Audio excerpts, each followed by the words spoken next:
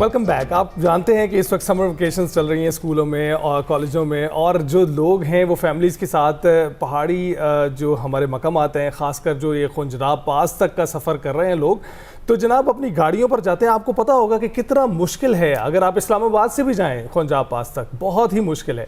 लेकिन आज आपको एक ऐसी शख्सियत से मिलवाते हैं जो किसी व्हीकल पर, यानी कि किसी गाड़ी पर नहीं, ना ही किसी जो है वो मोटरसाइकिल पर जिसके साथ कोई इंजन अवेलेबल हो उस पर वो वहाँ गए। वो गए वहाँ पर साइकिल पर। ये सुनने में जितना आपको मुश्किल सुनाई दे रहा है ना, ये इससे कहीं ज़्यादा मुश्किल है। और इसलिए भी मुश्किल है क्योंकि इसमें आपको सांस का मसला भी होता है, ऑक्सीजन की बहुत कमी है खुंजराब पास पर, और मुसलसल एलिवेशन है, मुसलसल चढ़ाई है जो आपको पार करनी पड़ती है। तो आज की जो शख्सियत हैं वो एक साइकिलिस्ट हैं, शहजाद अहमद हमारे साथ मौजूद हैं। उनसे जानते हैं कि उन्होंने क्या सोचा कि इन बुलंदोबाला पहाड़, दुश्वार गुजार रास्तों से गुजरते, बदलते मौसम से लड़ते हुए वो तवील फासला तय करें और बेशुमार चैलेंजेस को बिल्कुल साइडलाइन करते हुए इस फासले को मुकम्मल करें। तो इनसे मुलाकात करते हैं। शहजाद हमारे साथ मौजूद हैं। Shahzad, thank you very much for joining us. कैसे हैं आप? अल्लाह का शुक्र है, आप कैसे हैं? बिल्कुल ठीक ठाक। शहजाद, जानना चाहेंगे कि अपने दोस्त से साइकिल ली और खुंजराब पास पहुंच गए, ये प्लान कब हुआ और ये किस तरह से आपने डिज़ाइन किया इसको करने के लिए? देखिए, ये प्लान मेरा था 2024 में, और बीच में आ गया था 2025 में फ्लड आ गया था, तो प्लान उधर ही रह गया था। और दूसरी बात ये है कि मेरी दोस्त की साइकिल इस तरह मुझे मिली क्योंकि मैंने अभी 2026 में मैंने ये करना ही था, तो मेरे पास अपनी साइकिल नहीं थी। तो मैंने दोस्त को बोला मुझे एक दिन के लिए साइकिल दो, मैंने मुनाल जाना है। तो वो उसने साइकिल दी और मैं लेके अगले दिन खुंजराब पास के लिए निकल गया। तो आपको बहुत टाइम लगा होगा। तो फिर उसको कितना झटका लगा जब आप वहां तक पहुंचे कि भाई ये तो खुंजराब तक चले गए साइकिल पे? असल में उसके भी छोटे भाई की थी ना, वो काफी शौक हुआ क्योंकि उसके वाले साहब उसको गुस्सा कर रहे थे कि तुमने छोटे भाई की साइकिल तो भाई मतलब एक छोटे भाई की साइकिल वो बड़े भाई से होती हुई दोस्त के पास चली गई, उस पर आपने सफर किया। एक दिन का टाइम लिया। एक दिन के। अच्छा बताएं कि वक्त कितना लगा, चैलेंजेस कितने फेस करने पड़े, और जिस तरह से आप सोचकर या प्लान करके गए थे, क्या सफर उतना आसान था आपके लिए? देखिए, ट्रेवल पे अगर आप प्लान करके जाते हो ना, उस प्लान के मुताबिक कुछ भी नहीं होता। पहली बात ये है, ठीक है। और काफी ज्यादा हार्ड था, बॉडी और फिजिकल, मेंटली, ये सारी चीजें पुश करनी पड़ रही थी क्योंकि जाहिर सी बात है चैलेंज पे तुम निकलते हो और ऊपर से इतनी ज्यादा चढ़ाई होती है, और मुझे सांस का भी मसला है, तो ये इजी नहीं होता हर किसी के लिए। बाय द वे, इससे पहले मैंने कोई साइकिलिंग प्रैक्टिस भी नहीं की थी, डायरेक्ट मुंह उठाया और चला गया खुंजराब की तरफ। लेकिन ये तो रास्ते में मुझे पता चला कि ये इजी नहीं था जैसे मैं आया था, प्रैक्टिस करनी चाहिए थी। और सांस का मेरा मसला 2 जगह हुआ, बाबू सर पे भी हुआ और चाइना बॉर्डर पे भी हुआ। अच्छा, तो ये मुझे बताएं कि जो इतनी एलिवेशन पर आप गए, आपको इस एलिवेशन के बारे में मालूमात थी कि ये हो सकते हैं मसाइल, और उसके लिए कोई बैकअप था आपके पास? बैकअप बिल्कुल नहीं था, ठीक है। मैं अकेला गया था और इसके अलावा कोई बैकअप नहीं था। मैं इधर से जाते हुए मैंने यही किया था कि अपना खुद ही जाना है। जाहिर सी बात है, वो उस तरह, मैं अब स्टूडेंट हूँ, मैनेज करना था। बैकअप पे अगर करता तो वो और ज़्यादा कॉस्ट आती, गाड़ी अगर हायर करता पीछे या बाइक करता तो ज़्यादा कॉस्ट आती, which is not comfortable for me। तो अच्छा, इसलिए मैंने वो, लेकिन देखें, आप थे साइकिल में, खुली फ़ज़ा में थे जिसमें ऑक्सीजन ऑलरेडी कम थी। होता ही है कि खुंजराब पास पे अगर आपको ऑक्सीजन की कमी का एहसास हो तो आप गाड़ियों में चले जाते हैं जहाँ पर थोड़ी सी ऑक्सीजन अवेलेबल होती है, उससे बेहतर होती है।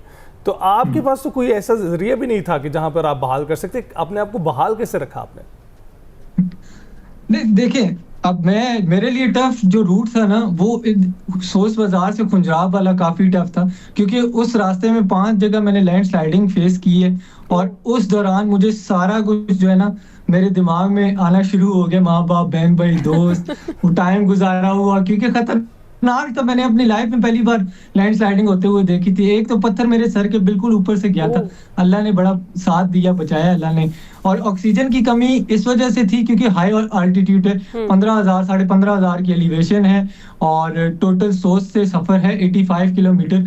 तो हार्ड होता है ना, आप जैसे जैसे साइकिल चलाते हो ऊपर से सांस भी आपका फूलता है। तो मैनेज कैसे किया? फिर ऐसी जगह पे पूछते जहाँ ऑक्सीजन ही नहीं होता।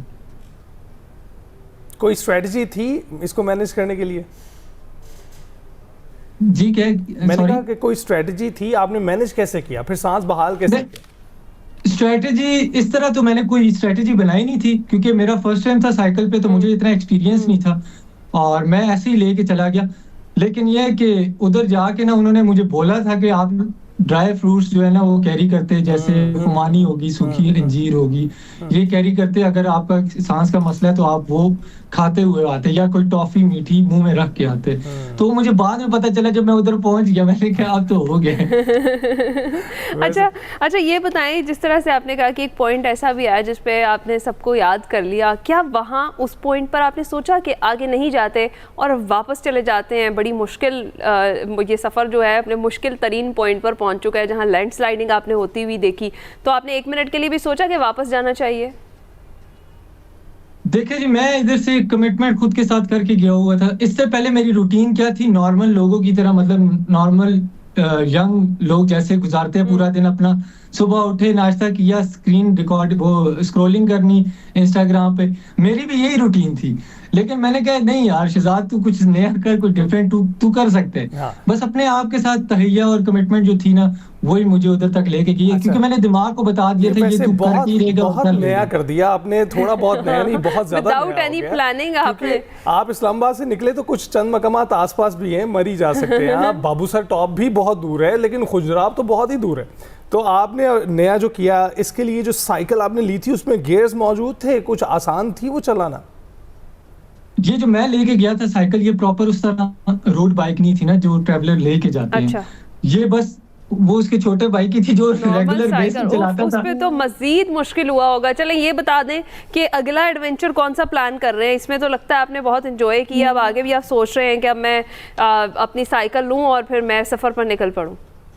अगला एडवेंचर इंशाल्लाह मेरा तकरीबन 1 मंथ या अगस्त से शुरू होगा, जो कि नॉर्दर्न पाकिस्तान मैंने करना है पूरा, और साउथ में भी 1-2 शहर हैं बड़े, उधर भी जाना है।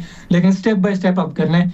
हुकूमत से मेरी गुजारिश है कि वो इस चीज़ को रिकग्नाइज करे, अप्रिसिएशन दे, सपोर्ट करे मुझे, तो उसकी वजह से ये चीज़ पॉसिबल बन सकती है। और मुझे जितना सपोर्ट करेंगे मैं उतना पाकिस्तान का नाम पूरी दुनिया में और पाकिस्तान में रोशन करूंगा। इस बार साइकिल अपनी रखनी है या दोस्त की लेकर जाएंगे? दोस्त के छोटे भाई की। नहीं, इस बार अपनी लेके जाऊंगा। अच्छा चलें, all the best for that. और हम उम्मीद करते हैं कि इस बार आप प्रॉपर प्लानिंग के साथ जाएं, क्योंकि आप खुजरापास जाते भी हैं ना, तो उन्होंने लिख कर लगाया हुआ है कि आपने एहतियात करनी है आपने, और जिन लोगों को ये मसाइल हैं, सांस के मसाइल हैं, जिनको ऑक्सीजन का मसला है, अब वो लोग एहतियात करें और आने से पहले बंदोबस्त करके आए। तो आपने जहाँ पर भी जाना है आप बंदोबस्त करके जाइएगा।